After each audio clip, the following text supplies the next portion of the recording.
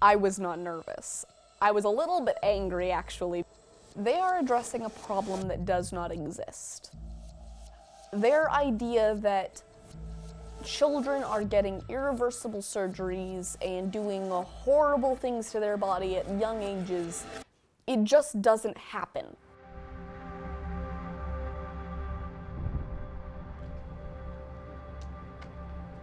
I was not a good artist when I was a little kid. I remember one day I drew a horse and I showed it to my grandma, and she said, "Oh, that's a lovely llama giraffe." Art has been something like D&D. I've been using it as a coping skill. Symbolically, I can find ways to deal with my issues that I never would have thought of before. Choral is one of my all-time favorites. They are the negotiator of the group. They are the one who steps forward. That's something that in real life I'm good at. I'm good at talking to people, and I'm good at getting my point across in a way that is easy for others to understand. A proposed South Dakota law is gaining national attention. This coming week, lawmakers are set to debate a bill that would impact transgender children, their doctors, and their families. Will make South Dakota the only state in the U.S. to criminalize the doctor-patient relationship. I was like, this is an actual thing that they're passing? Can they do this? After the disbelief came just a kind of disappointment, but also dread.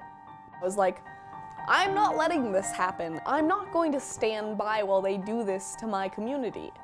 Someone needs to get up there. Someone needs to say something. Why not me? I immediately asked my mom, can we go testify? I volunteer as tribute.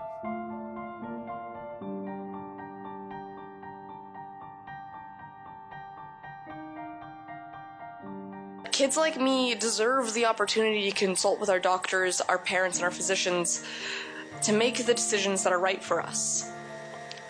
When I was younger, on days when it felt like I was drowning in my dysphoria, when all hope seemed lost, the promise of transitioning was so close. Just one more month, just one more appointment, just one more doctor. Every step of the way, I knew one thing. I know who I am. I don't need you to understand, but I need you to believe me when I say, I am Quinncy Park. The representatives who wrote the bill, their words of, what we need is a pause button to help our kids. They are banning the pause button.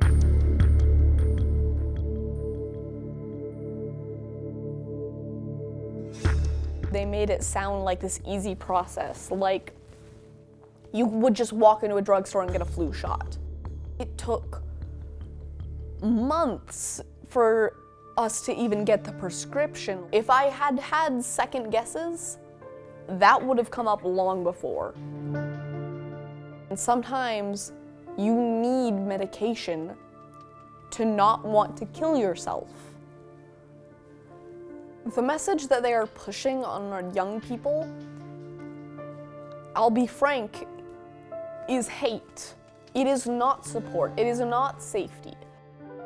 It is not care. It is 1,000 other words that I can't say on camera in front of my mother.